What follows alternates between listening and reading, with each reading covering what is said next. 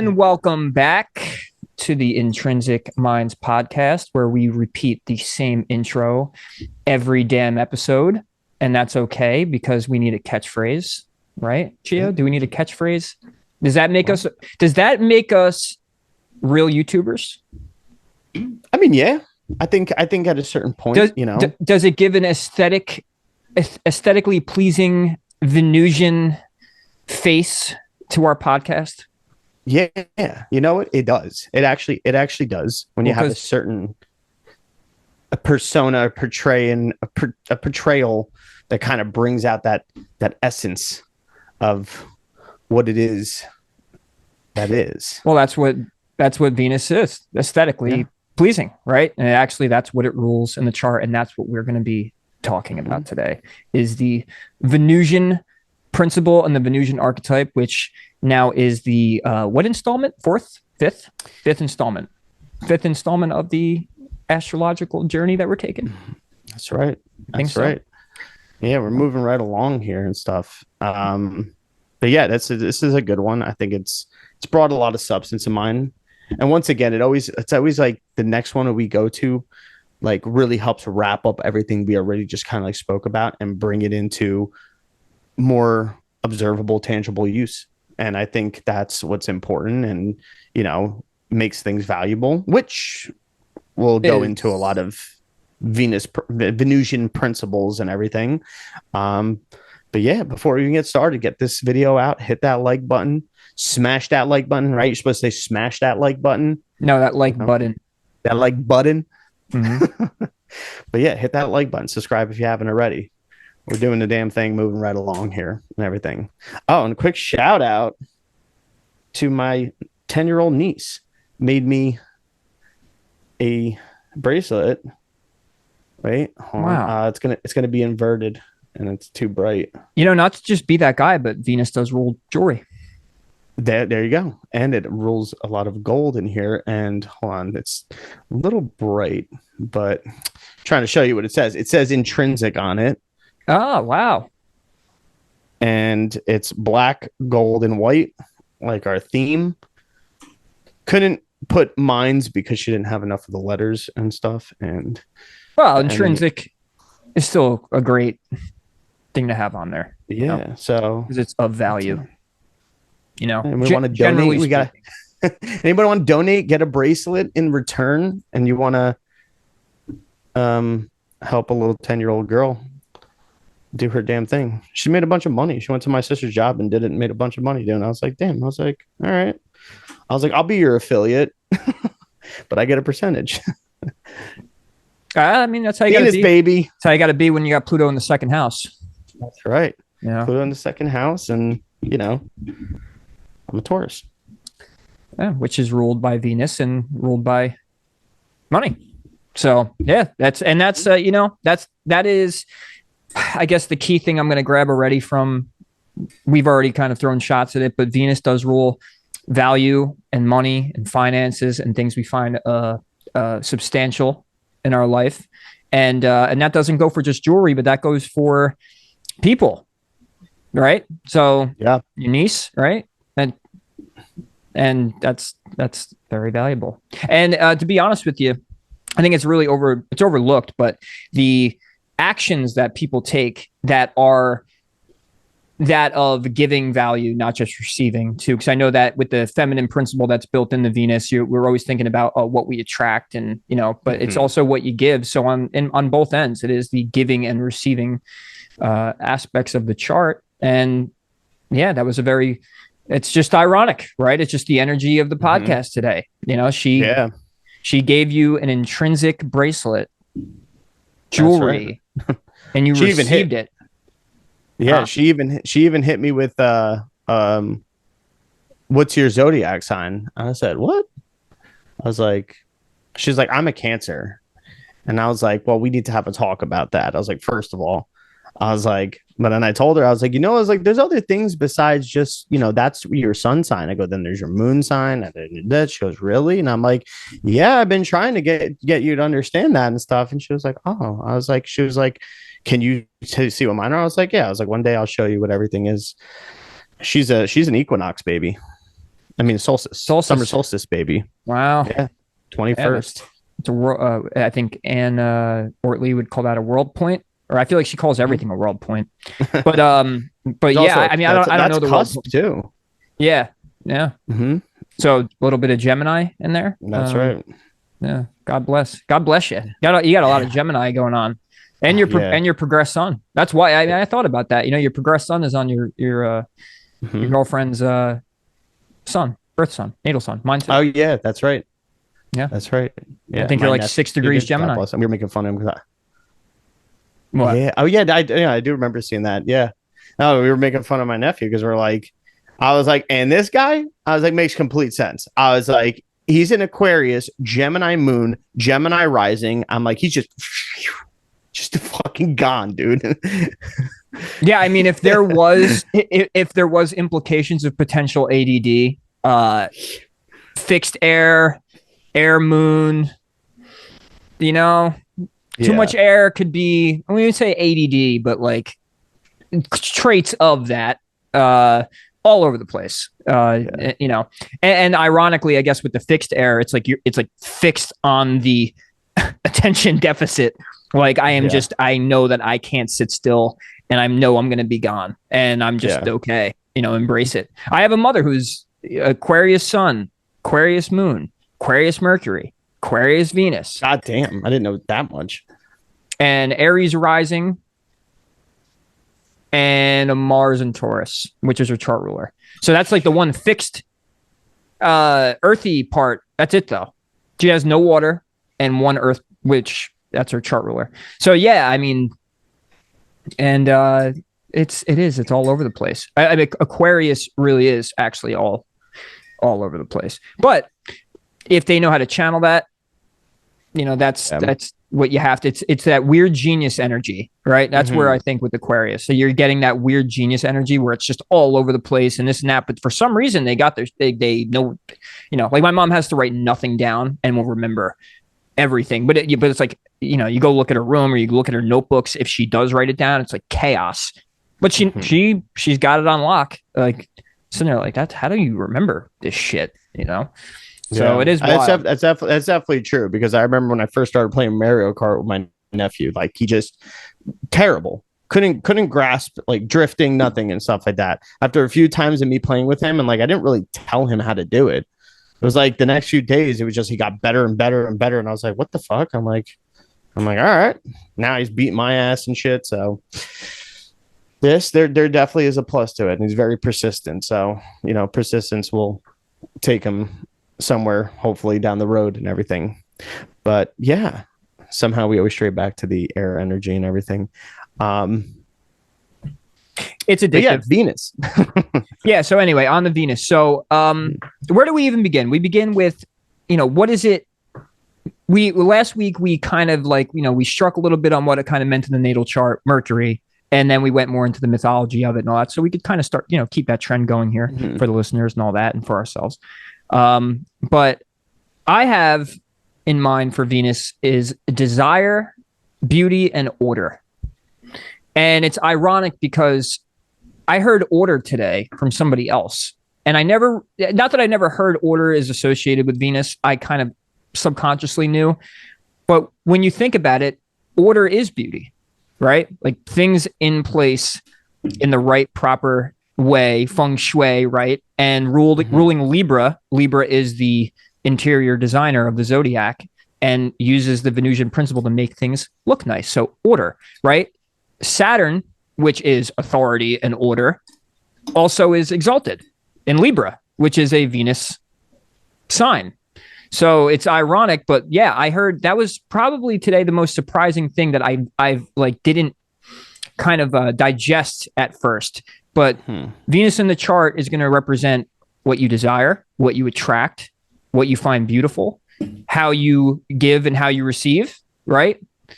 And I feel like with Venus and Aries, we like to be the giver. Is that true? Do you feel the same way with Venus and Aries?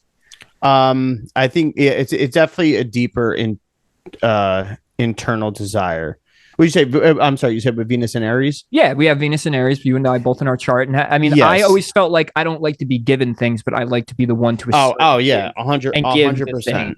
Right. It's always like I want to have the intent to be able to be the giver first. Doesn't always work out that way, but right. Like you don't like surprises or when someone gifts you something in a way like you do. It's appreciated, like what you just had received, right? Because Venus does. But Venus in Libra is its home, right? Domicile, but it is opposite is Aries, right? Doesn't like to be in Aries.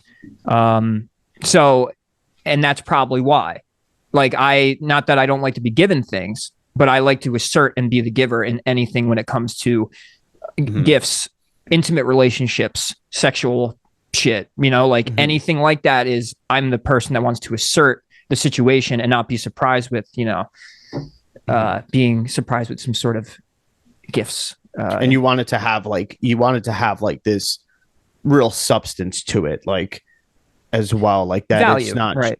I'm not just giving just to give, like it's got to have more value to it as well. Like there's got to be a little bit more, it's got to be a little bit more meaningful and stuff like that. Right. I'm not just doing it just to do it. Like that doesn't quench that Venusian archetype kind of thirst in that sort of sense with Venus and Aries. Right. So and so with the Venusian principle, we're looking at what we find beautiful, the types of things we're going to desire, the types of things that we're going to attract into our life, and our enjoyment. Right. It is the enjoyment and pleasure factor. Right. So like I said, with the Venus and Aries, we're going to enjoy things that are Aryan. We're going to you're a great example for this because not only do you have Venus and Aries, but you have Mercury and Aries. You do enjoy a good debate.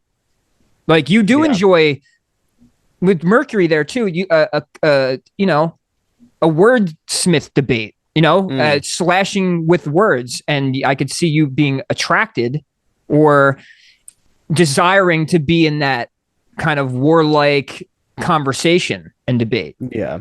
Right. Because it helps out. Like it also more so rather than on the external, like part about it, it's also like, it's like really like self-motivating in a sort of sense. Like it has like this sort of principle to it that just kind of gives you this extra push. It's like you want to have that internal being able to like combat your own mind in being able to progress in what you're saying, and take it to the next level to further and stuff what you're saying and kind of really bring out that next level of self-expression. And with the Mercury Aries and something like bring out that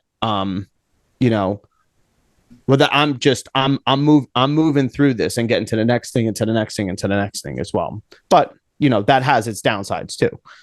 Well, and any energy does, but in this case, I mean, finding that enjoyment and pleasure factor within the conflict or within the debate or within the speaking, who could speak the most harshly. I think we've had that battle before. Not that we've had it against each other, but we've had it where it's like who could say the most fucked up thing, right? And we both have Venus and Aries, and I feel like it's like pushing the boundaries, right? Another Aryan type of thing. But I mean, it's not all just about us, but we're giving everyone kind of like an idea of when you look at Venus in the chart, you're looking at kind of like through the lens of receptivity, but you're also looking at the things that you're going to want to go get. And with that, you're going to get a great idea of kind of like what motivates you, right? In a sense, like this is if you are, all of us humans desire certain things. And within that desire is what there's been many nights where I've sat up in my bed and the one thing that will really get me motivated is that idea of with an Aryan principle or archetype is the go-getting and the embarking on a new journey and going on an adventure with an intimate partner or within a topic. I enjoy the pioneer mindset of like I'm going to go into something and I don't even know what I'm going to get. And back to us real quick with that. I know that we're also both the like go hard or go home with females. We need the challenge. If we don't feel challenged or we're gonna like that, we're actually it is this weird warlike thing of like we need to be pushed to the boundaries and we want to conquer. And that's why, Venus doesn't rule that, right? It is the opposite. With being in Libra, we want fairness, we want judgment, we want peaceful, we want aesthetically pleasing, we want calm, and that's kind of what I kind of get from the more Libran aspect and why Venus would sit at home in Libra. But, us being a great example of what the opposite is we find that Libran stuff, the comfort of it within the opposite expression. It's like a paradox. And I've always felt that, especially with Saturn square my Venus, like I've always had this weird that it's a conflict. Like if it's too easy, I don't like it. But if it's also too like I like a bitch. I like, but at the same time, it's Venus, right? So I'm like, it's like I feel comfort in the discordance. It's the weirdest thing. And you know what though, but the thing is though, that makes sense though when you really think about it, because Venus is like a counterpart of Mars as well, and right. And would be Aries and Scorpio, which is those Mars ruled signs. So it's when you even look at the mythology, which we'll get into this a little bit later when we go more into the mythological side. But when you look at Venus, was the, it had a Martian type aspect, but in more of a feminine requirement. Well, Aphrodite being the goddess of war. Yeah, exactly. Like there was a goddess part of war, because it was like, what do you call that again? When it's like the spoils of war and stuff like that. I think I think that's what it is and stuff. So like there also is a receptor. It's like you can't just go and conquer and destroy and everything and stuff like that. Like there's got to be some ground that you kind of, cultivate in some sort of sense as you're moving through and conquering and stuff. There is a lot of that, needing to kind of have that judgment of emotions in a sort of sense as well too, and being able to delegate, be able to rules of engagement. I think that's a good phrase rules of engagement. That'd be a great one and stuff like that. Even just how you treat your troops and in that sort of sense. And not only that, all like the back dealings and stuff and everything too when it comes to that, because it's like also Venus has part of those manners when it comes to like I know we said this a lot, especially when it comes to Mercury and everything, but Venus does have a lot to do with the trades as well and stuff like that too. Like it is still like the overseer of all those things and like and measures and weights. Remember, we always think of the Taurus side of Venus and everything, but also we got to think of the Libra aspect of it, like the scales. Like that's how they used to figure out how much somebody was going to pay for it, was by the weight of whatever the object was, by the weight of the coin. And they were using that scale. So it does still have to do with trades in that sort of way. Shops, nice shops with nice things in there and stuff too. Like there needed to be like a glitz and glam a little bit to it as well. And I guess you could say that'd be like more it would be both sides of I think of the war uniform, archetype. The uniforms, being there you go too. Being in uniform and having needs to be an expression of it. Right. Yeah. The flag, in a way. It's like, and you're showing what you are and who you are and all that. And very Venus and Leo. And it's funny because Venus is in Leo right now. And but like, it's showing some sort of symbolic, this is who the hell we are. And this is, and it's warlike, right? Because it has the tribal thing going on, but it's letting people know aesthetically and symbolically, this is and these are our, this is our country and these are our values. And this is what we would go to war for. Yeah, exactly. It's like really containing that like goal reputation. Like they want to, like it's needing to have that like in place and always, and address that always and improve that and stuff like that, which that comes with a lot of self-improvement, which that's more of like the evolutionary side of like when we start talking about like the work with Venus in that sort of sense as well. That sounds like in self-improvement reminds me a little bit of Taurus too. Oh, I thought you were gonna say, I was thinking home improvement. I thought you were gonna say something about Tim Allen. I wonder. No, he's Gemini. But yeah, the Taurus aspect, like building something, like a home, but like the development phase of beauty or the development phase of your values. You know, I have a Saturn in the second house, which is the Taurus house, and limits, restrictions, taking your sweet ass time, finally getting what you want, right? But like Saturn, by the rules, by structure, and I have that in my chart, and that's a Venusian house. And so, and it squares Venus in my chart, ironically. So it's obviously some sort of archetypal play out in my own life. But yeah, like Venus in Libra is, I feel like, not that it's forgotten about, but I do think off the top, you're gonna mainly think Taurus at first. Yeah. Especially because the feminine aspect of Taurus, and then with Venus is the traditional feminine logo, right? You have Mars and Venus being masculine, feminine, and traditionally, like you can go to a certain bathrooms and you'll have, the Mars and the Venus sign and all that representing women and men, which I do think is a farce, by the way, because I feel like when you learn astrology archetypally, masculine and feminine are principle must be our favorite word of the month, but like it is like it's an energy state. And I feel like masculine is, imposing its will upon something, where a feminine is more on the receptive side of things. And when we think of Venus, we think receptive, we think Taurus being also a feminine side as well, an earthly side of that, where Libra is like the idea of order, the idea of harmony. I mean, and I guess with Libra being an air sign, we think Taurus ruling music, but Libra, I guess, just in another way of kind of thinking about it, music's played through the air. Without the air, music doesn't exist, right? Because the way the air particles vibrate. So Libra would be, I guess, that harmony factor and like the actual music being played through the air and the beauty and order of that. Yeah, I feel like that would be like the like you're saying, like the more etheric side of, say, something like music as well, like the kind of like bringing it in, the ideas and everything and stuff. And then when you start getting to more of the melodic sense of the form and the structure of it, and then its actual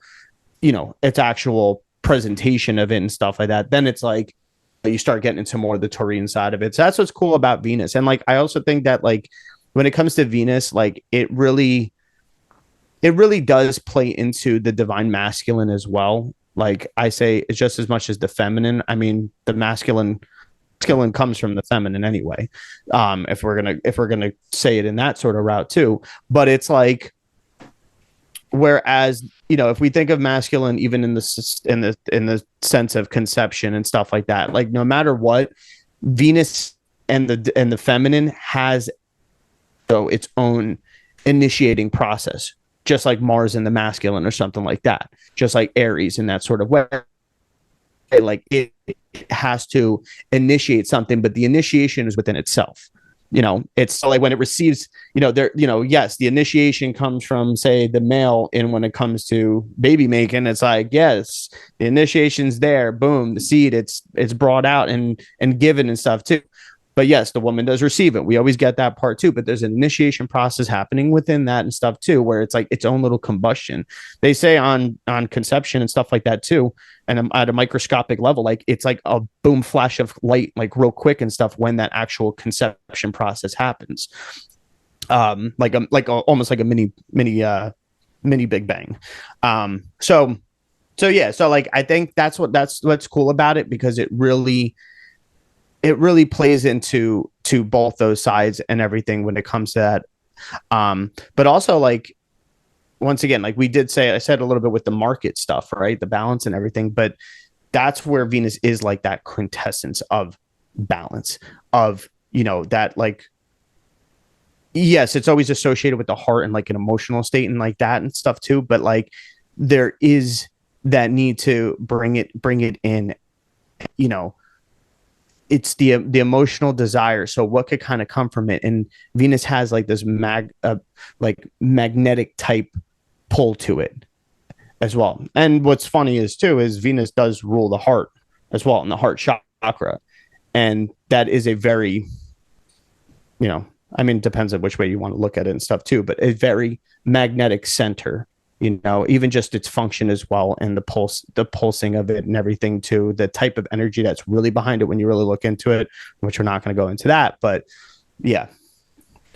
Yeah, I mean, in the magnetic part being attraction, and that's where if you look at the sign that Venus is placed in your chart, that's going to be the things you magnetically attract, but also the things that you're going to want to repel. There's going to be aspects in that sign that you're going to find attractive, and that also things, especially how Venus is aspected in your chart, but these are the things on how you basically are going to relate to people, but also relate to the arts, how you relate to food. Taurus rules food, right? Gio, you know that, right? Working restaurant, loving to cook, big food guy, big Italian guy, like the Italy food and all that. Big culture guy. I feel like culture is just kind of another lens you could put it through. But yeah, so Venus, if you look at, if you take that magnetism, you're going to see, how the things are going to be attracted in your life, that you find that pleasure and you find that enjoyment, you find that balance in. I do feel like, because I've heard this before, that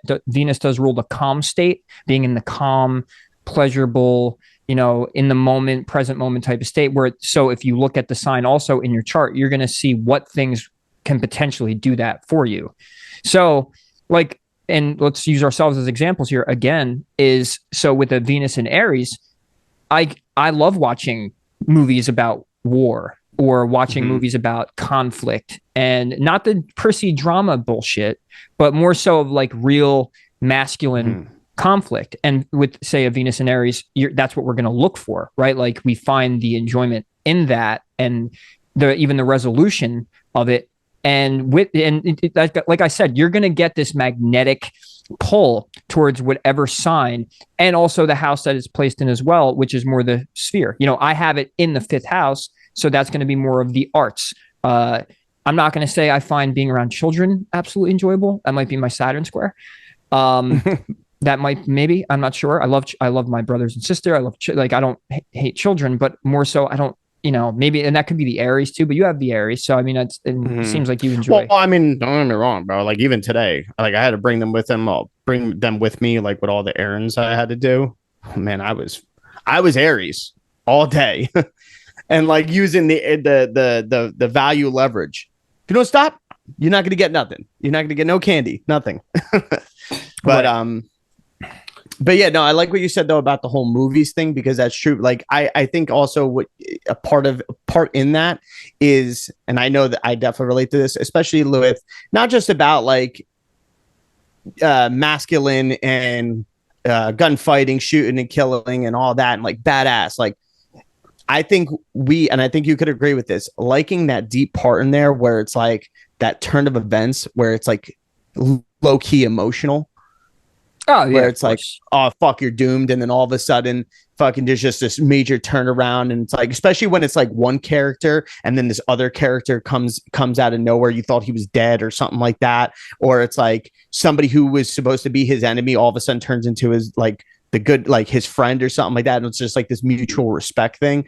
I think that really is like that, Venus and Aries kind of like enjoyment and stuff, at least for us as well. Yeah, right. And we can jump to another sign to give more examples. And, Venus in Cancer, say, I got a buddy who has Venus in Cancer, Steve, shout out. And he attracts people that are big family people. Right. He attracts people that or if they're not of family, they're family-like. He likes relationships that feel like family. And he said that without knowing astrology. I've heard him say that. Like, I love just getting together at a barbecue and like having my friends around, and it feels like one big family. I've heard him say that. And I'm sitting there going, Venus in Cancer. Of course you love that. Of course, that's the relationships you seek out. Same thing with even the music he likes. Right. He likes music that's nostalgic, that brings him back to the past, that will bring him back to a time. Right. Big Day to Remember guy. Stuff like that. Funny. That's like a Cancer band name, A Day to Remember. Yeah. It also reminds me of if I was to think of that as like a character archetype, Venus in Cancer, I would think of like Vin Diesel in the Fast and Furious movies and stuff. Another good one. Yeah, that is a good one. his line literally is, I got family, you know, it's like this whole badass thing. And it's like family, like that's his shtick. Yeah, it makes sense. And that's right. So if you look at that, and that's the perfect way, by the way, use an archetype. That's why I said it last episode, like we can't watch movies now. I'll speak for myself, but I know you feel the same way. Yeah, true. Yeah. You watch movies and like, you're like, that's a this and this, that's a sun and this, that's a, I'm a big Dragon Ball guy. I'm like, Goku is big Taurus and Vegeta is big Scorpio. And then I even have their moons and rising signs kind of picked out. But like, because Vegeta's all about, the whole show is about transforming himself. And Goku's already, strongest built, like he's ready to go. He loves food. He loves to fight. He finds the pleasure and enjoyment in the fighting. And big protector type of guy. And he's already kind of made it. And finds just that it seems like he has that Venusian enjoyment character, that flavor to his character. But I do this with a lot of, when it comes to movies, I'm a big mystery guy, but that's my Pluto Scorpio. I think our whole generation loves the death, the scorpionic stuff and all of that. And especially with someone who has a Venus in Scorpio, they're really going to find that comfort and pleasure within the mysterious, within death, within, those types of downtrodden type stories. So you could definitely do this with the arts, which is Venusian for sure. Yeah. I feel like actually a show I'm watching now that I think really embodies that, especially more like the Venusian aspect of really seeing just Venus and its, in its own, domiciles and rulerships and stuff like that, but also maybe on more of the fire sides and stuff is this show, Yellowstone. I mean, literally, everyone keeps talking about the show. Yeah. But they're all cowboys living on the land and stuff like that. All these dealings, but there's a lot of like, head-to-head competitive shit, shooting, fighting. There's literally cows everywhere. All Tauruses. So, there you go. But like, there's a lot of legal matters, legal with the Libra part of Venus and stuff. Right. But and then not only that, but there's also like this very like needing to contain your emotions, but have emotions and portray them in the right time and stuff like that too. It's crazy like that I see where it's more the Venus fire side, right? If anything, right. So yeah, I think it's a great thing and stuff too. But also what we were saying too is like about how where it's like when doing like Venus work, like you don't want to be like too much into the docile type area of when it comes to Venus. But like the thing is though, through Venus, whereas the opposite of Mars, where you get like a lot of that just go with it, run anything over, bull in a china shop type thing and shit. It's like Venus absorbs and tempers whatever that male essence may be. And it helps.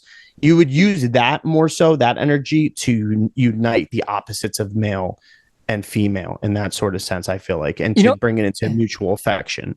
From what you just said, I would say, and I think I might be quoting Rick Levine on this, but Venus is what you desire to get, and Mars is how you're going to get it.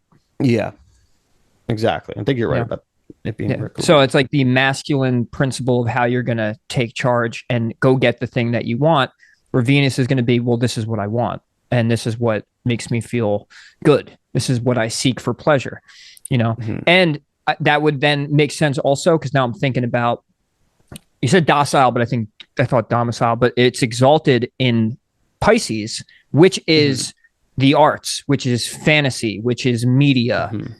And Venus is its favorite spot to be in Pisces. And that's because I do think that it is the ultimate love, the universal love and unity and pleasure and being lost in illusion of the fantasy of this and that.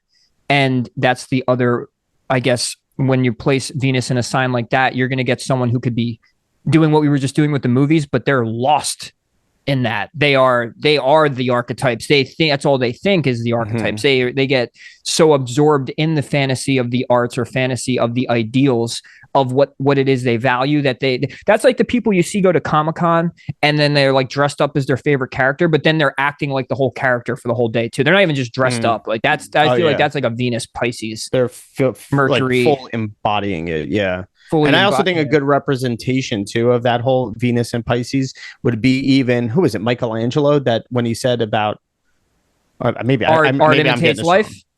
Well, no, it's about or life, I mean that too. It's art. Right. But where it was like, I'm not sure if he was the sculptor, but there was, I thought it was Michelangelo. I could be wrong. Don't kill me on this, but where it was like one of his sculptures that he did, I forget who it was. I'm drawing a blank right now, but he was like, I saw the person trapped in and had to carve them out of it. Like, like it was like this fantasy of looking and being like, there's just a block of marble and stuff. And he saw something like that nobody else would see. And they made great detail within it and everything and stuff too. And like brought it into form. Like, that's where I see the Venus water part of that is like really being able to like, okay, like it is the creativity and it is the everything. It is the bringing it into a mold and everything and stuff too. Like forming it into clay and shit and stuff. Like it's really bringing that into there. Yes, on the more emotional side, I guess you could say, on the more feeling based, and when it comes to even with certain relationships and stuff like that, yes, there's a tendency when you overdo it, just like anything, it can get carried away too much and being like, well, I'm doing all these things and pursuing in this sort of way, buying them all these gifts, fucking spending all my money and shit like that, and like throwing myself at them, but like I'm clingy, I'm needy, I'm this, and it's like you're overbearing because you're in a fantasy and a delusion about the fact that it's like, is this like you don't even see that the person is not even reciprocating any of that stuff, or you're doing too much. Right. And so, and you could remember we said last week, like if you look at the elements of, and with these planets, you could really get a good idea generally of what these people are going to be like. And especially with this planet ruling relationships. And I said Mercury was a really important one because it's, your communication within the relationship and all that. But this is the desires and the pleasure and the feeling the feelings within the relationship. And you can also correlate it to the moon. It's multidimensional, but you can, with this, it's, finding your attraction to what it is that is actually attracting to you within the relationship. Like what's making you stay, what makes you love that person.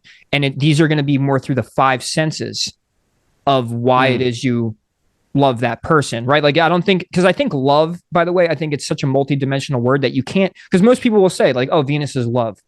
No, it's not. It's the pleasure seeking part of love, or the thing that gives the most pleasure and appeal is a good word, I guess, appeal to the relationship through the five senses. And if you want to add the Libra in, like, oh, like this makes me feel balanced.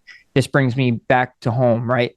And so with that, yeah, you're going to get the love aspects. But I do think you have to look at the moon for that. You got to look at Saturn for that. You got to look at, because most people will look at sun signs. But with your Venus, you're going to really hone in on what's the attraction on the physical level.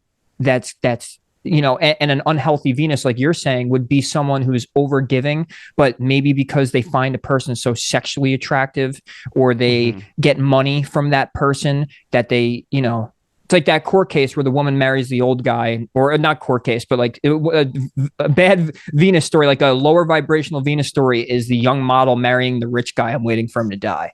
Yeah. Yeah. So that's what I'm saying. Like there is that unbalanced part of it as well and stuff too. But yeah, like, I mean, basically even it's like, it has to do with also that emotional response, but like it's that kind of energy from Venus is more so like, like, I guess like how you perceive through the heart, though, the perception through the heart in that sort of way. Yes. Like you even said before, like there's a lot of moon correlation when it comes to that. And we kind of broke that down with, that feeling, right? The moon would be the processing of the emotion and stuff. But, this is the perception part of whatever's coming in through the five senses. Yeah, exactly. And the perception could change on the whim of a dime, more so rather than the actual processing of that emotion. It depends if you stick to that perspective of something in that sort of way.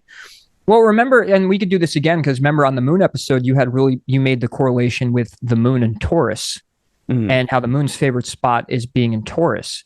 And so I guess with what you're saying with the perception and the I guess would be a good word, like I'll just say the perception of the appeal to the relationship, the mood can change, and that's the moon really. Like it's an interplay constantly with the moon and the perception of, how you feel is how you're going to see things. So like your feelings are going to affect that perception. So that's why I guess this moon Venus feminine quality interplays with each other so well, and that's why maybe the moon is also exalted in Taurus in the Venusian sign, because it's that fixed quality of I'm in love. It's like I feel like moon in Taurus is honeymoon phase. Like, oh my God, this makes me feel the most pleasure, and I feel so loved, and I feel so, in the right place at the right time, and I am satisfied and satiated sexually and on a physical, emotional, mental level. And it's like you synchronize and harmonize with that frequency of whatever is in that presence. Right. And since the moon's how you feel, and Venus is what's going to be the appeal and the pleasure based within that relationship, it's going to affect your feelings.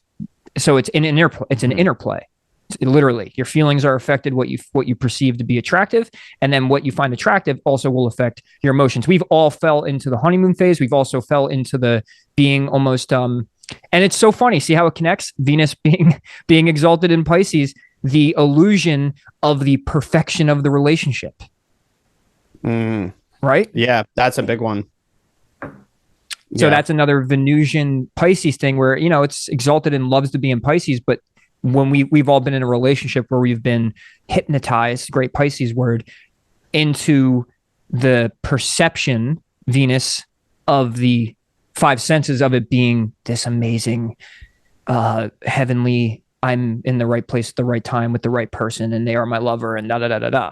So yeah, it's it could be it could be like real stage 5 clinger vibes, I feel like. Right, yeah, clinger is a good one. And that's where before, when I was mentioning the elements, I feel like that's going to apply. I mean, I've met fire Venus signs, like we have the Aries, but I've met like Venus Leo, who's clingy, but I would feel like that's more of the water aspect of it, like because it's connected to the moon. Well, you said you met a Venus Leo person that's like that, and very clingy. But that would make sense because this Leo would be like more of the needing for the self-validation. Like that's where the clinginess comes in. It's like where it's like, tell me I'm pretty, tell me I'm this. I want to, like show me this, whatever and stuff. Like flaunt me, like stuff like that. Like that's what they want because it's me. And, I'm not trying to say that about all Leos. God, take it easy, Leos. But right. No, you're not wrong. It is the self-validation thing. It's totally like make me feel like the queen or king that I am. Right? Yeah. And Venus and Aries would be like, bring us on an adventure. And if you're fucking boring, we're out of here. Yeah. And then the other fire, Venus Sag, I feel like that would be like a Venus Sag would love someone who's blunt, Venus Sag, I feel like would like someone who's funny, blunt, honest, likes to go on the adventure as well. Someone who's not fixed in the way they see things, someone who's not big blowout fights and then big makeup. Yeah, that's, I mean, and that could be fire in general, but like, I do feel like, cause passion, right? Fire being passion, but like with the Sag, it's kind of like I feel like a Venus Sag wouldn't be able to sit still or can't be in a relationship really. Sure. That could go with the fire signs, but that's definitely probably more honed in on the Sagittarius energy. So that's what you're getting out of the fires. I feel like can be clingy because it's that self-validation or like if the fire goes out, it could be the other way around where it teeters off. So I feel like it's a different aspect of clingy where like if someone's lighting the fire constantly, then they're going to be clingy because they're like, oh my God, they're lighting my fire. Like they're keeping, it's like, but like at the other end, they could just teeter out. Blow out the fire. But exactly. Once again, it's like that, because that could work out perfectly in a specific certain relationship and stuff, like that persistent, like that consistency or that persistency, like may be good. We've been talking a lot about it, like, in unbalanced sort of sense, but that balancing out of that type of thing may actually be applied very well, but obviously in its correct doses, I guess you could say. But I mean, hence why you would need to look at your partners, this and that, to see and anything could work. So like, I'm tired of that too. Like, it's like everyone out there using astrology as an excuse to like hate on this or not date that. Yeah. Nonsense to do that because you don't know the progress chart. You don't know the, what's that called? The composite chart. You don't know certain things. And it could be where maybe it's not supposed to be just all Venusian pleasure. Maybe it is to date someone to be more responsible and to be more about order and about this and about that. Maybe it's not about just pleasure and all that. And that could be, like I said, the unbalanced version of a Venusian archetype being played out in someone's life. So yeah, you look at the elements with all these planets, and the more I've looked into it, and someone who has a great video on this, by the way, Deborah Silverman, has a great element video. And you can watch that and watch her spurt out. And she's a Gemini, I just found out. So that's why I resonate with her a lot, actually. But she talks the elements. And when you really apply the elements to these planets, you're going to really see the tendencies more than just like when you're looking at the sign in the house, you're honing in. Like, you're really going to get the details with all that stuff. But big picture wise, you look at the elements, like what haven't we discussed yet? Someone with the Venus and Earth. Right? Venus and Earth sign would be someone who wants stability, wants structure in their life, wants a partner who's going to go make money and make sure the family's taken care of and pays the bills, and is about really setting the foundation and being earthly, opposed to someone being flighty or all over the place or wanting to go on an adventure or take risks or is too feely, is too this, too that. Mm-hmm. Yeah, I can definitely see that with the whole, like, even like Venus Capricorn, so to say, like best really of the best.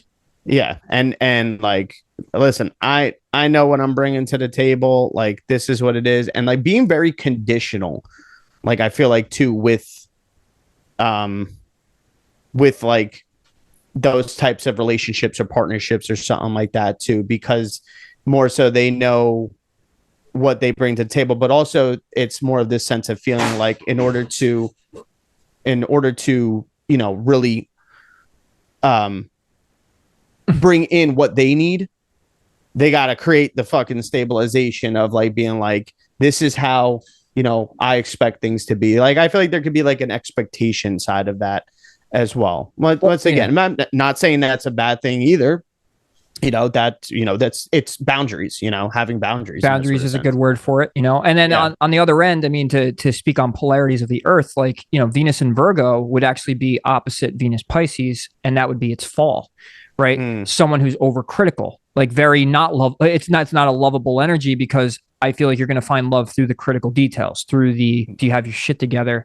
But like on a certain microscopic level of seeing things so down to detail that it could be detrimental to the emotions, and it's lacking emotions. Someone maybe with the Venus Virgo energy, definitely too cerebral within the definitions of what they find attractive or what makes them feel loved or what they're looking for in love. I feel like a Venus Virgo wouldn't be able to make up their mind when you think they would, but they're so detailed that they don't know what they want. And it's funny because that's definitely a play out with both the signs, where Venus and Pisces loves everybody. Mm-hmm. Venus and Pisces is so like, I love so many things that I don't even know what I want. So it's a funny thing that those two have that same element or same play out going on, for sure. Yeah, I guess the very, very analytical of how the love is being displayed and stuff, whether it's from someone else or even how they do it and stuff too. So I think that's a good depiction. Yeah, exactly. And I could get fucking annoying. Over calculation can be very, and I mean, and look, you're a Virgo rising. I have a Mercury in the 6th house. I have a Mercury midheaven, Venus, oh my God, Virgo midheaven. And with that's my midheaven ruler being Mercury in the 6th house of the Virgo, domain. So I know what over calculation can feel like in a relationship. I've never experienced it because I don't have really that energy in my chart. Have I witnessed it before? I mean, I think I have, but definitely someone who's overly critical in the area of love is going to have problems with love, because love is spontaneity. Love is out of the blue. Virgo does not want out of the blue. Virgo wants to know. I think, and like I said, when we were talking about Mercury, right? Mercury ruling Virgo, when we talked about it last week, the hermetic view of, the critical kind of being spontaneous is not being prepared, and a Virgo is going to be critical about being prepared or about having things in place, and love doesn't work that way. And I think we all know that most of our great relationships out there most likely have come from spontaneity, and Venus and Virgo is just not going to do that. Yeah, there's going to be changes and stuff like that, and times of needing to adapt in certain sort of ways, and kind of having to restructure things in a sort of sense. So that could be a problem for, that Venus Virgo energy and stuff. I could see. But yeah, I kind of want to like touch up even too, like now looking at Venus in like more of like in an evolved stance, or like when positively integrating Venus. I feel like when we do that, like the ways of doing that, what it looks like, it would be more of like having the awareness to have this reflection of ourselves in everything, coming into like that, when we perceive our reality in this way, that we learn that everything in life is and it's going to be how we take it in, like, and it's going to be how we even see ourselves, like, more so internal and then outwards in that sort of sense. Like, you'll be able to, every experience you can then encounter, that you encounter, you then are able to teach yourself something through it and stuff, and gain some sort of value out of the experience in that sort of way. And if you can kind of learn from that, grow from those things, that's how you're actually integrating your Venus more in that sort of sense, and starting to evolve it, because you learn, and it sounds corny, but like, you learn that, life is not happening to you, it's happening for you. So it's kind of like, you got to beautify your experiences, beautify your situations, and find the pleasures in the discomforts as well. Right. And, as you say it, in the Thema Mundi, the original setting of the zodiac and its houses in the astrology chart, you have the first house, which is ruled by the Aries domain, and the seventh house is the Libran domain, or the Venusian domain. And you just said mirror, right? So within the first house of self is looking at the seventh house directly, which is the house of other. And within that seventh house domain, I feel like you are going to get that mirror principle that plays out. You're going to learn about yourself, first house, through looking at the seventh, which is other people, other things, partnerships, things that you find aesthetically pleasing, all of that. You're going to find out about yourself by looking at what's not yourself. So and when you said the mirror thing, that totally kind of, and you're going to get the best expression out of that Venus through understanding what is you and what is not you, understanding the self, the Aryan domain, the Martian domain of this is who I am. But sometimes we need that Venusian or other person partnership principle to really understand, and to take a look in the mirror and to say, hey, this is who I am and this is what I'm not. Yeah. And that's funny though that you say mirror, because something I kind of saw about Venus was that, like, obviously when we're talking about it in that sort of way, then Venus is seen as like a guide to like the deep layers of the unconscious in a sort of way. Yes, we have that with the moon, but we know there's a correlation with Venus and the moon in that sort of way. It does precede Scorpio. Yeah. And then not only that, in the mythology and stuff like that of Aphrodite, that she was emerged from the ocean, from Uranus, dropping his seed. Yeah, after Kronos or Saturn had killed Uranus, and its seed just went into the water, and out came Aphrodite and stuff like that too. But what I was saying, so we're looking at it as like a deep, like rising from the deep unconscious in this sort of way, and those layers. Well, the glyph of Venus is like kind of said to sometimes resemble a hand mirror corresponding, to that symbol. Oh, nice. And it's like a symbol for the mirror in our relationship with others. So then we also can associate that whole thing with the mirror in Snow White. when the queen questions the mirror and says, who's the fairest of them all? And then the mirror responds and it says it's Snow White. And then what does she start doing? She starts raging with jealousy and envy, and that's coming forth through the psyche and story. So it's depicting like the unintegrated aspects of Venus when not in harmony, when we just lack that harmony of that celestial archetype.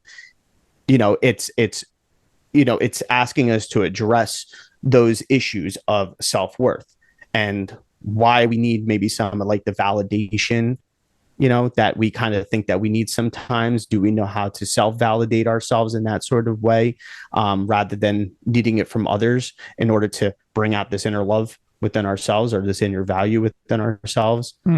So there is that self-image part of it, I think, and that's the Taurus part, because Taurus really is in the part of the instinctual part of self. It's in that part of the chart, right? So Taurus is, I feel like it's going to be what I value, and the Libra part of the chart, 7th house, is going to be what other people value, or me seeing my values in other people, if you want to kind of play the more positive end of that.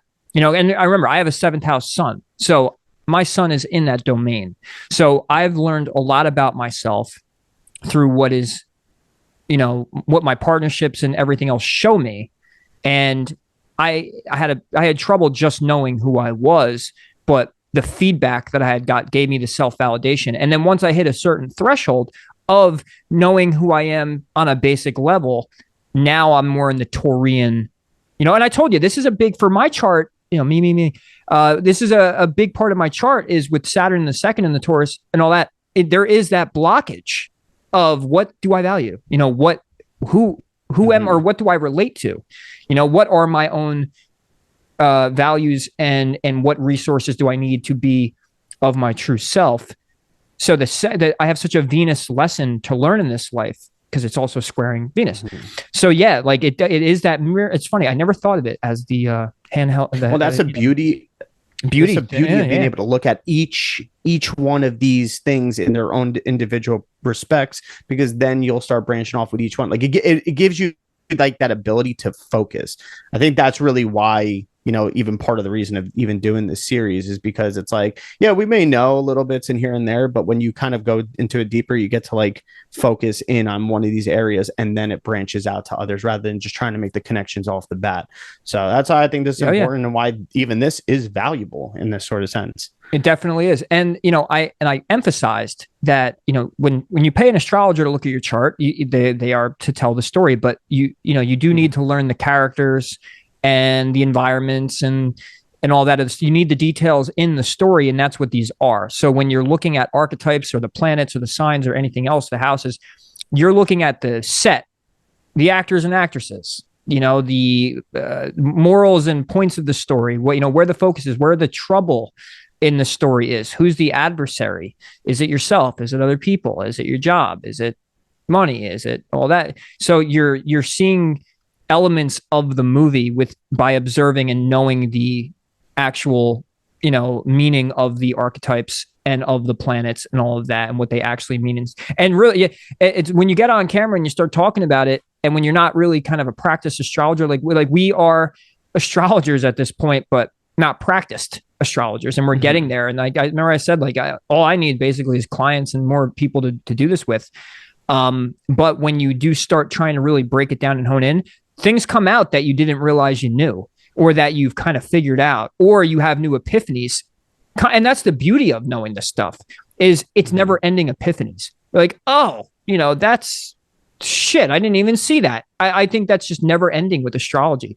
You're just going to never stop seeing the synchronicity and different playouts of different things within the symbolic, representations of the science of astrology. It's amazing.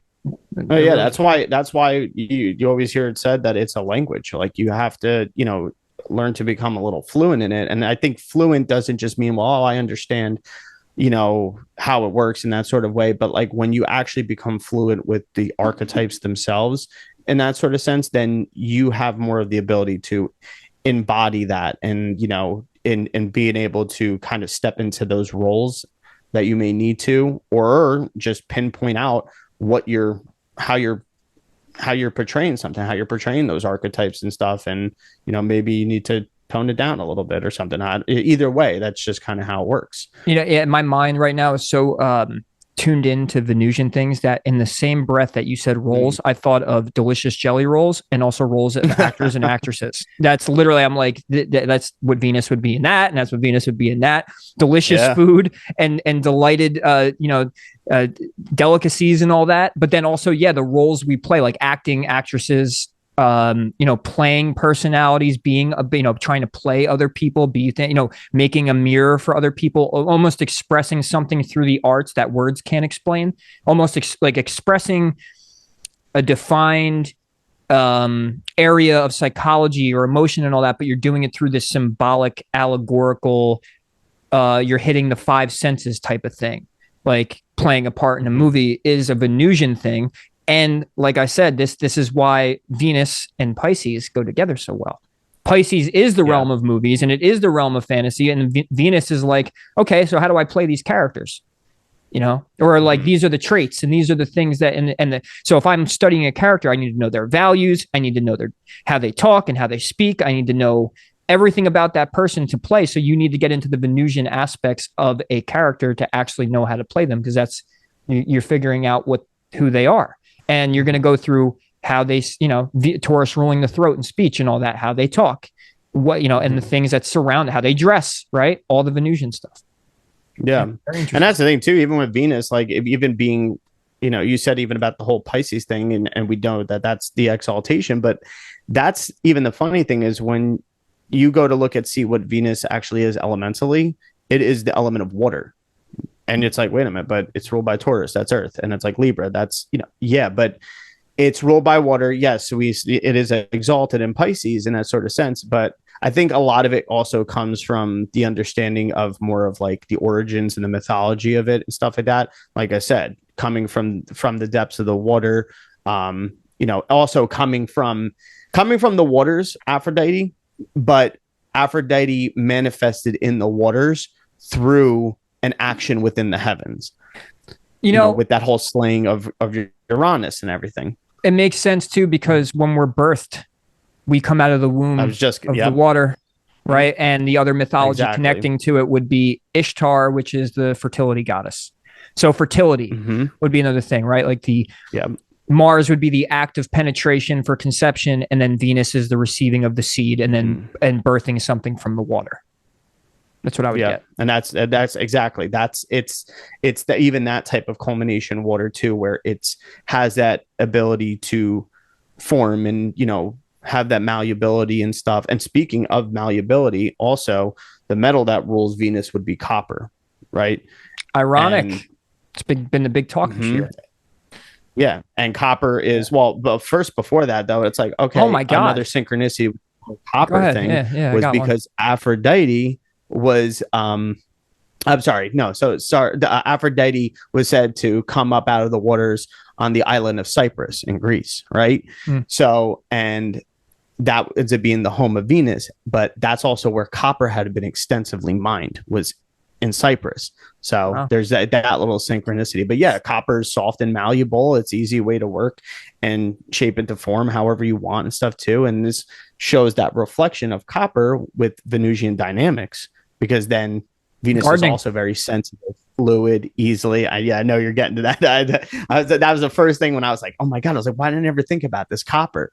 But its influence is flexible, and it also has this a healing property to it. But go ahead, go into the next part of it. I got to get it off my chest, because I mean, it's so funny that the North Node has been going through Taurus, which rules farming, gardening, planting the seeds and all of that. And you just said that Venus is ruled by copper. And in the newfound old science of electroculture, the whole wrapping the copper wire around, a wooden stick or whatever to put in the ground to feed that energy to the plants, that earth gardening, energy. Right? The earth energy, the Taurian planting, gardening area of life, and Venus being the, having copper as its ruler, and copper being needed in the science of electroculture. And please, everybody go check that out, to enhance the growth of the crops. And it's just so funny because with the North Node in Taurus and Uranus being there, newfound discoveries in gardening and farming. Yeah, it's like amazing. coming back in that sort of way. Right. But yeah, copper just has a high level of conductivity, and especially for like warmth and electricity. And that's kind of what the process brings into it, is being able to extract and ground this energy and stuff through this easy conduction process in a sort of way. And what's one of the big parts of electric culture that it also helps with? It helps with plants not needing as much water, helps them retain the moisture in that sort of way. Venus is also known to be cooling and moist and stuff, and also to prevent it from getting frost. That's also part of the electric culture thing with the copper, is it helps prevent that from happening. So that's why you could kind of plant it a little bit early in the season, even when you plant certain things in early in the season, when maybe you'd have to wait another month or two and stuff like that too. It helps retain that and makes them last longer towards the end of the season, towards harvesting. So it's like it has that same quality as well, where it's like it's nurturing that perfect environment, that perfect womb, within the lukewarm waters in a sort of way, of the womb in that sort of sense. You need water to plant and to water the seed. Yeah. And all of that, right? And also, as you're saying it, you kept saying conducive, right? Conductive property. Well, what does that imply? Relationship. Something is not. Think about it that way. Yep. Something is conducive when it relates properly. Like it relates in a specific way that it is now conductive. It will produce energy. So like you could say, going back to natal charts, your Venus is going to tell you what you're conducive to, what's going to feed the energy, what's going to be your electroculture. Incredible. Wow, I'll just say it for YouTube now. This will be a clip. We got to clip this one because I mean, I've heard no astrologers talk about electroculture and also talk about the new findings that there are in gardening and all that stuff. And if you're hearing it for the first time here, we said it. Yeah, that's true. My Venus and Aries kicking in. We won this war. Take it. me. Yeah. And while we're on that kind of like healing factor and even talking about the copper, like when in medical astrology, Venus rules, the kidneys, the veins, urinary tract, the female reproduction system and stuff. Also, there are some aspects to the male reproductive system as well when it comes to it. But when in an underdeveloped maybe Venus aspect in that sort of way, or there's some sort of lack or excess with that type of energy in your chart and stuff, there can be issues with diabetes, deficiency in kidney function, UTIs, and other different organ disturbances and everything too. But a funny thing about those ones that I mentioned is there's actually copper treatments to help with those types of issues as well. Like there's even just like there's been actual copper being given as treatment for some of these things as well. I think also copper helps break up the calcium when it comes to even certain problems with the kidneys, like kidney stones and stuff. But it what was the thing I was gonna say? Oh, but also the other thing was to properly energize your water with even drinking out of a copper cup. That alone has so many healing properties as well. But yeah, like I said, copper is just a high level of conductivity for warmth and electricity, and yeah, it helps give those functions back that are just more in a natural state. And that's what Venus is about too, is getting back in relationship with nature too. And it doesn't mean just go hug a fucking tree. Like it means back to the old ways, back to the old sciences. Yeah, using the natural medicines as well. Yeah, and and no one please assume that I do this because I don't, but there's a controversial healing modality out there called urine therapy. And you could look into it. I'm never going to drink my own piss, I don't think. I don't know about that, but I do know that there are a lot of people that claim that it works, and you said it rules the urinary tract. So I immediately thought like, and it has to process through the kidneys to be made, right? To go into the bladder. Like, so it has to go through that Venusian part of the body. And then according to people, and please do your own research and don't quote me on it, but urine therapy is this new underground fringy thing that's going on where people are basically drinking their own urine, and it's supposed to be healing. Like your body's making this nectar or this healing juice. Straight. I mean, I know from a long time ago I was hearing it, and then especially like around the time where it was like people questioned it when the movie Dodgeball came out, because there's that one line where it's like, is it necessary for me to drink my own urine? No, but it's sterile and I like the taste. Like that was actually true. Not to like the taste part, but that was actually true, that it has a sterile property. But that's the thing, it needs to be there's a certain process to it that needs to be done. You just can't go pee and drink. Yeah, I think you gotta like not distill it. You gotta like it's gotta age. It's gotta be aged urine. Oh Jesus! Yeah. Imagine like I don't fermentation. I got piss beer for you. Like I don't know if I could ever do it. But my point is, regardless of what my beliefs are on drinking piss, it would be more so the fact that you did mention that it rules the kidneys and it rules the urinary tract, and that is a healing thing that is going on. So anyway, yeah, this segment doesn't have to be clipped on drinking piss, but yeah. So So the healing, when you were saying the partnership thing or like relatability to nature, or I feel like it's anything that feels so good that it brings you back to self, or that it brings you to a calm state of being in touch with yourself again. You know, it reminds you this is who you are. And that's why I think a lot of the times we like a relationship, because somebody that we're dating will have an element or traits or aspects to them that we don't have. So it's allowing us to access, we're living through our partnerships in a way, and it's accessing and activating that Venusian energetic part of ourselves. So that's what I also got, because nature, right? Like if you're going to get in touch with nature in a Venusian way, what it's doing is it's bringing you back to the five senses and grounding, right? I feel like grounding would be a great Venusian thing as well, where you take your socks and your shoes off and you walk on the grass and the ground barefoot, and it's supposed to have this conductivity of releasing electrons into the body and supposed to reduce inflammation and regulate your heart, your blood pressure, and all of that. So that relatability and being at home again with the earth also makes sense. So through other people and through nature and through anything else, a piece of music, right? I'm a musician. We know this by now. And there's certain things, I'm so sensitive to music, and I can I could be in the worst mood ever, or I could be kind of in a daze and kind of be lost. And then I put on the right album or right song, and it's so relatable to that moment, or it's so relatable to how I feel. And I know all of us have done this, that it brings you back home. It brings you back to, homeostasis, I feel like would be another good word for it. Yeah.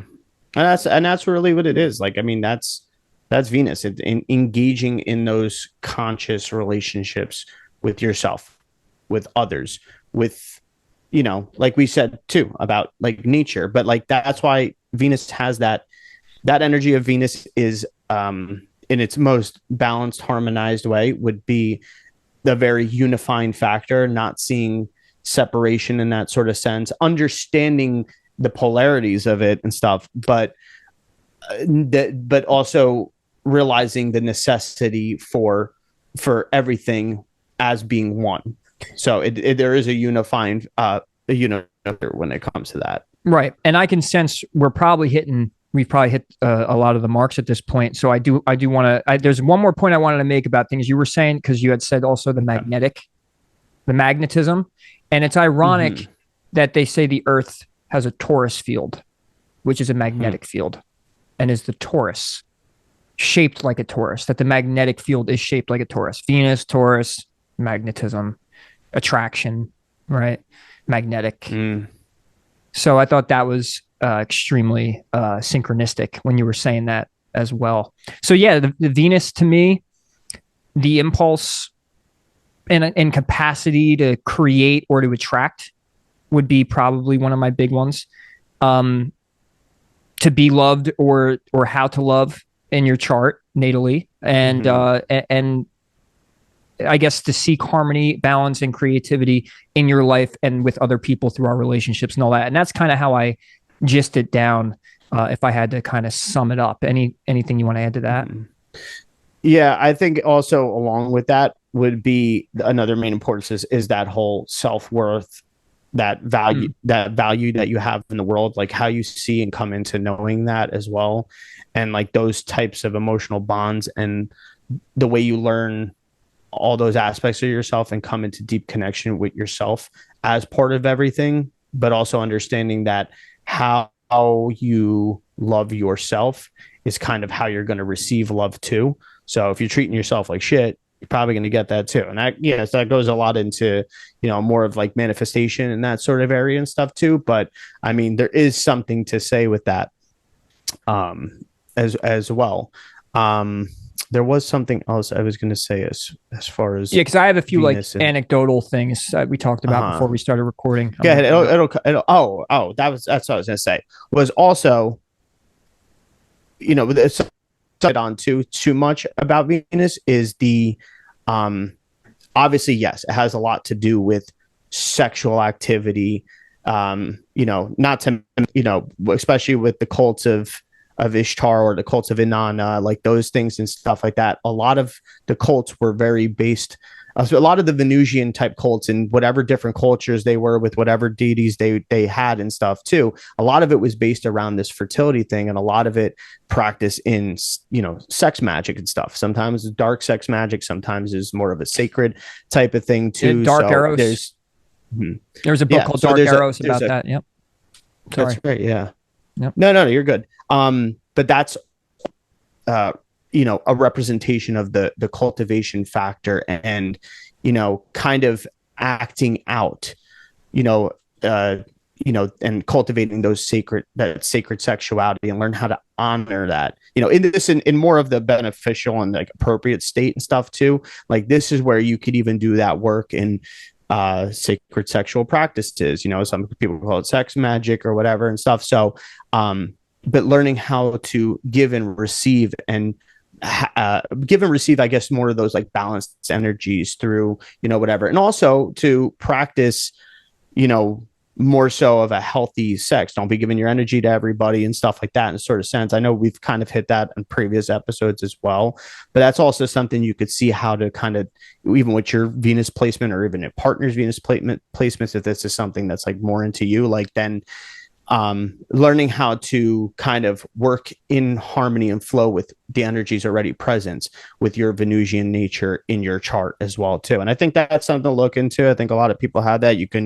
I think through that you can heal sexual trauma. You can, also have more, I think it plays into even the whole semen retention thing, because yes, also Venus was known, an Aphrodite, it's a sex goddess too, and prostitution and stuff like that too. So, but it's also showing us that there's, the service of it as well, the pleasure and stuff, but there's also the overindulgence, but also with that same breath, it's also showing us the virtue side of it, I guess you could say, and the more controlled practice of your pleasures and urges and making it more worthwhile and more valuable once again in those words.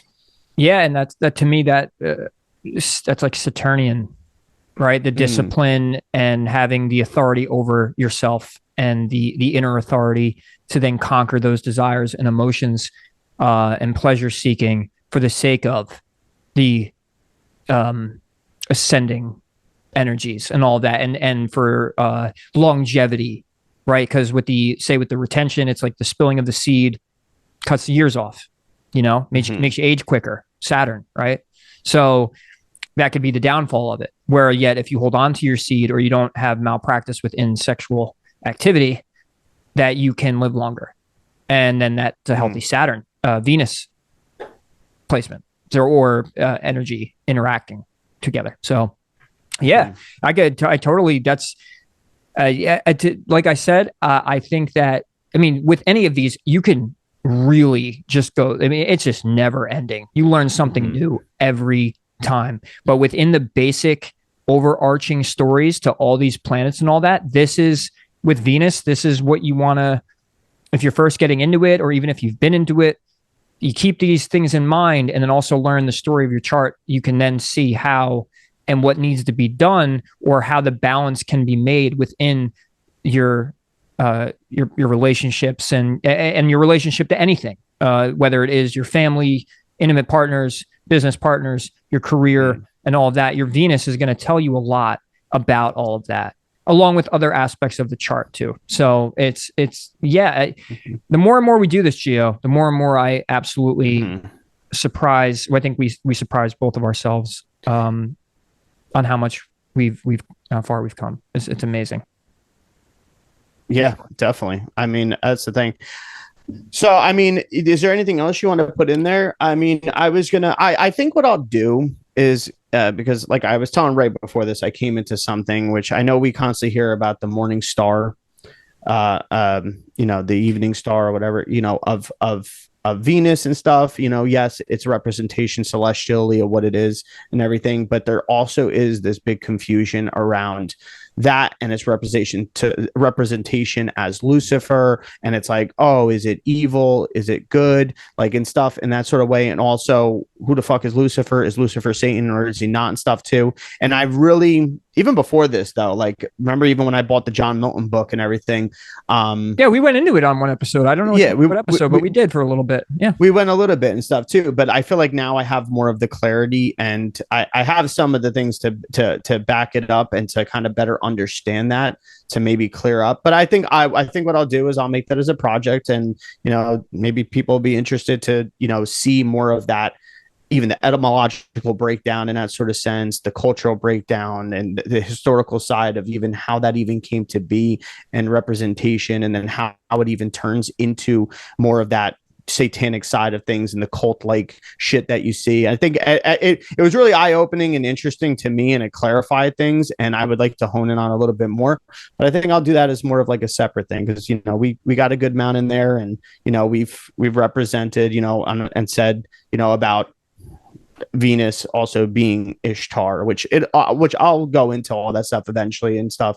But yeah, Astarte, which we said, all that. Also, the thing is, we forgot to say is Venus is Friday, right? Which would be Freya. Also Freya, right? Oh, we don't know if it's Freya or Frigga. It could be either war, but I think it's a little Frida, bit of both. I think Frida too, right? Isn't that another? Is it Freya in the Norse? I think it's Frigga or Frida. Okay. It might be, what I'm mixing it up with, because my obsession with Attack on Titan. I think there's Frida. Yeah. I think Frida Rice is the main, and it's so funny because that whole show is based off of Norse. So but it's Freya or Frigga. I know right now at this particular moment I'm going to confuse. Yeah. I could be getting it wrong, but yeah, the interplay with Friday. Yeah. Venus. So that could be like its own separate thing. We'll go deeper into the more mythology. Well, I guess I could say it now that I'll try to make it a point to do that with maybe some of more the extensive, planets and archetypes, which Venus is one of those. But yeah, there's a lot about that where there's a lot of clarification. So, hey, if you want to hear that and stuff, hit that like button, leave a comment and stuff. And that only pushed me to kind of break that down even more and stuff too. Yeah. Well, content eventually like that is coming. So yeah. Trying to stay on the series though. Yeah. I mean, we're doing one thing at a time, considering, and we live so far away, and we're doing so many things at once, and we're not bullshit when we say. But yeah, I mean, it's slowly growing. And I think out there, anybody that knows the astrology too, Jupiter and Taurus, the retrogrades going on, the North Node and Taurus, it's all about growing things slowly, and we'll eventually get there. We have the big vision for Intrinsic Minds. It's definitely there, and we're learning. We emphasize that we always learn as we go now. And I think slow and steady wins the race. I would love to go viral at some point, or I would love to, not even viral, but I'd love to have more people to interact with and to see what we're all about. And then, not only do we have inspiration to do more and to want to really get things going, but it's a Venusian thing, right? Like, it's a give and take, the more we see, the more we get inspired. And right now we're at that point where, we can only do so much in the meantime. But we will get there for sure. And I'd love to see an extensive thing. You do that on that. Yeah. It just gives me more time to even get that together more and stuff, because it goes all the way into understanding even the cults of Moloch and all that and stuff too. And it it's one thing, yeah, we hear all like the conspiracy side of it, but like me, I'd be more fascinated understanding why did it turn into that? Why did it turn into that, and what kind of significations can you find out of that whole process of how it turned into that, and how it even turned into something evil? Like, because I think then you'll get to see the benefactor side of it and stuff too, and kind of maybe be like, all right, let's get away from that and go more towards that as well. Yeah, I'll say this, by the way, that I think when things became evil or misinterpreted or say exaggerated for the sake of conspiracy or for the sake of dark satanic cults or whatever, whatever stories and narratives that are built around these certain archetypes and planets and all of that, we just came out of the dark ages, so to me, I feel like it's all still always up in the air. There's things saying that history, the way it is that we're told, isn't the way it was, and that there's proof of that. And that there's so many things now and so many things, like the internet is bringing so much out that we do need to have this mediator. And that's what we kind of want to play, right? Like the mediator of like, wait a minute, like this is also what right now information is telling us, and our research is telling us that, yeah, you could see it in this conspiratorial light, and that it's used for black magic, or it's used to rub something in our face, which I can't stand that argument. Rub it in our face, right? Like, here's a symbol, haha, we got you. It's so, I don't know. There's not much logic to that. But on the other end, learning the astrotheological aspects to it, maybe where it did go turn wrong and conspiracy, like where it was they're using these energies. Sure, I'm not saying it's not impossible or that it's not happening, but why ignore the other, like dude, you emphasize, man, the origin points, and like the roots. Because then you could see more. Then you could see maybe more of like the legitimate side. Like when you get more closer to those roots, then you could practices them now, what they may potentially be after they've been so passed down and distorted in some sort of sense. And then it's just about evil people trying to control the world in some sort of sense. You know what I mean? Like, so I think there's more value in that when it comes to it. And I mean, that's one thing. That's why I said Venus, because a lot of the things go back to this, especially even what Aleister Crowley was, that do with thou wilt. That whole thing, a lot of it had to do with more so of the overindulgent, free loving, and being able to just engage only in whatever you want, in the deep pleasures and the desires and stuff, and not having any sort of conditions on what you want or what you love or what you can have and stuff too. So you could see more of this dark, distorted side of, the overindulgence of the Venusian side. So that's something I would like to kind of like break down when we have a little more time and stuff too. But overall though, when it comes to Venus, it's like, through this evolutionary lens, it's, the teaching of these archetypes provide us to learn how to integrate the virtues of these planets and integrate them into our psyche and acknowledge where we may be imbalanced at times, and also to learn how do we do that? We do it with the right support, the right love, in and outward, and understanding of ourselves and others and what's around us, our environment, having that better understanding, I should say, more so, and then integrate these teachings into our everyday lives and look at the waves created in the celestials and that energy and stuff too, when it comes to your chart and the current charts.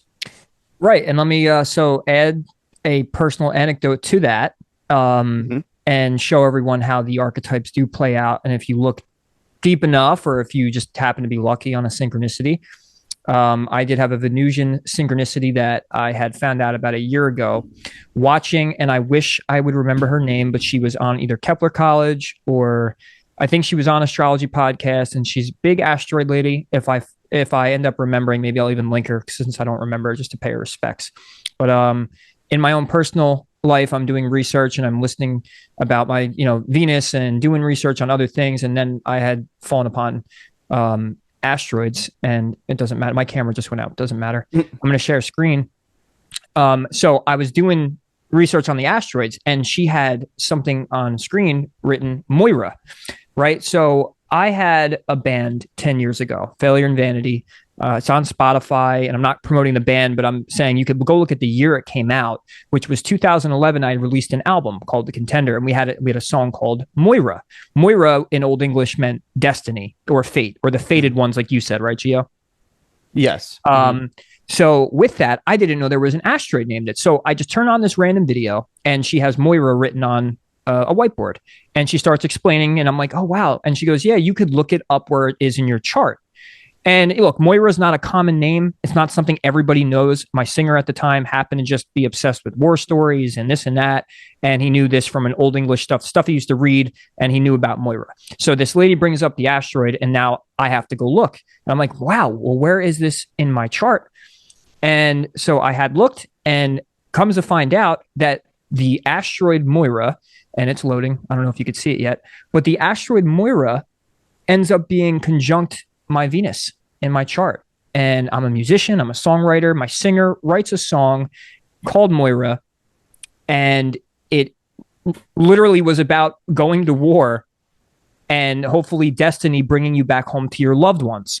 So ironically, with me having Venus in Aries and have gone to war in the song and talking about a loved one and returning home, and it is conjunct basically to the degree of my Venus in my 5th house of fun, music, arts, and all of that creativity on top of my Venus. And I like the odds of this, and I don't think anybody listening is going to really, to the degree that how crazy this is, it's absolutely nuts. That the fact that there was an asteroid named this, and it happens to be conjunct on the planet of mine, which rules the arts and music and creativity in my chart. And so you know, like I said, you go and you learn about this stuff, and you read your natal chart, or you have someone else do it, and just it never stops. Just synchronicity after, like, when I wish I could like come up with some sort of odds for this, but it's millions to one that this happens to be, and a song that I had created 10, 11 years ago that I didn't even name, talk about destiny. Right. So yeah, it's incredible. It really is. And what I pointed out to you earlier too, when I looked into that, I was like, wait a minute. Cause you said it's the fates and everything, and, or like the destiny, but also the Moira in ancient Greek mythology also was known as the fates, and they were personifications of destiny, and they were like 3 sisters. And they're also, when you go back to the etymology of it too, it's Moira is the Moire, and it comes from the ancient Greek, which means lots, destiny. So that's why also, I mean that asteroid, you also have lots in the chart, like with your points and stuff. But it's very connected to Venus as well, because Venus had a lot of how would you say it? A lot of intermingling with even her counterparts through the sisters, through the 3 sisters. There was so many other, not just 3 sisters, there was other ones, but it was part of her being able to act out these things, you know, even for Aphrodite as well. But in both the Roman and the Greco-Roman, like Greek mythology and stuff too, the Moira play a big part in with Venus. Yeah, and what did you say about, I think, some with Kronos and being connected to Venus as well? Yeah, or right, or Aphrodite. Be known that its parents were Kronos, Oranos as well. They also say Zeus too, because Zeus just stuck his dick in everything in the stories, so, or kind of kidnapped and shit. So, yeah. Yeah. So, and there you go. I have it on screen too. If you're watching the video, that, you know, and this was 2011, and it's ironic too, because by the way, I wasn't really into astrology crazy, but the way that the singer had written the lyrics and the idea of how he described what the album was going to be about, and we named it The Contender. We had said we wanted to have hands reaching up into the sky with one hitting this abstract object that you couldn't really tell what it was. And it's ironic because on screen, the album art, it is a very Venusian type of object as well, very shiny in the sky, and it's around the constellations, right? So it's like a hands reaching up into the sky and, you know, finding destiny, right? And finding the prized object in the sky, in the stars. And it's amazing. It's just, the synchronicity is incredible. So as like, you know, and you guys got to know by now if you've been listening, and if not, and you're just joining, like, you know, this is the type of stuff that logically pushed us into this. I would like to see what constellation Moira would kind of, I mean, I guess. Well, it's located in Aries, I think, right? Or I don't know how fast they move or whatever, but yeah, I'm not sure. It's an asteroid. So I was like thinking, I'm like Ursa Major, like, I mean, or minor. Yeah, I mean, I bet you there's a deep dive you could really do on that to really look into. Well, here's another thing to take into consideration. Asteroids are supposed to move really slow because they're really far. The odds of an asteroid being on a degree in a sign are like, I forget the one that the one lady mentioned, but I think it was like the traveling of a certain, like, I think it was Sedna, right? Because Sedna is about to go into Gemini, and she goes, that changes signs like every 400 years. Oh, wow. So what are the, like, that's my point, right? The odds of that asteroid taking 400 years to maybe travel around the zodiac belt. And it happens to be when I was born on the sign of arts, creativity, you know, relationships, and it's in Aries, right? War. And the song lyrics are about going to war. And so it's just, it's amazing. It really is. I can't express it enough how exciting it was to find it a year ago. And obviously me, like, you know, bringing it up again, I'm like that. It's like being reignited. Like, wow, it's amazing. So yeah, I'm in love with astrology, and everyone knows why not. Oh, one other synchronicity that I thought about when it came to Venus was the fact that, like we said, Aphrodite came to be emerged from the ocean on Cyprus, which was like also a colony of Greece. Like, and so was like Sicily and stuff. But when you go through the whole peninsula of Italy and everything and stuff, those were the Phoenician colonies all along the border of the Mediterranean. And you have the Phoenician, which they had a lot of using of purple dye, and Venus used purple dye. And you have the Venetians, the Phoenicians, the Venetians. There's also the Venetian also in Italy as well too. And it's a very it has such a it's all revered around Aphrodite, that whole thing. So I thought that was a funny synchronicity when it came to that. It's never ending. And that's, and I got to look more into the astrocartography and cultures and stuff. Cause I know even, what was it? The Mayans worshipped Venus as like how people would see, not like almost like the ruler of the realm in a way, like the most important planet in the sky. I think it was the Mayans or one of those type of cultures that really found. There was the Aztecs, and they said the Aztecs and the Mayans. Yeah. Okay. Yeah. I actually read that up. I think if you look up into Astarte, they have, if you look up Astarte, they have where that parallels. And then you could kind of like use the hyperlinks to go to more of the Mayan Aztec representation of that with Venus. Because yes, I did see that. Well, I mean, I was putting a new battery in my camera, but I guess you could see us off on this and let everyone know to like and subscribe. That's right. Like and subscribe. Help get these videos out there. We're doing the damn thing, moving along. Like we said, we're just building up things too in the background, and we'll be, you know, we're cultivating that stuff right now, and we'll get that all going. And there'll be plenty more to come. So, you know, as of right now, just like and subscribe, share the videos. You know, we got clips that we put out too on social media. If you don't follow us there, follow us at the Intrinsic Minds on Instagram. Putting out other intrinsic minds, not just ourselves. So it's always good. And what's our little it's not about what it's not about what you think, but it's about how you think. The quality of mind comes from not the content of your thoughts, but how you're getting to places within your mind. So yeah, that's our little MO, and we appreciate you all once more. And thank you again. Until next time.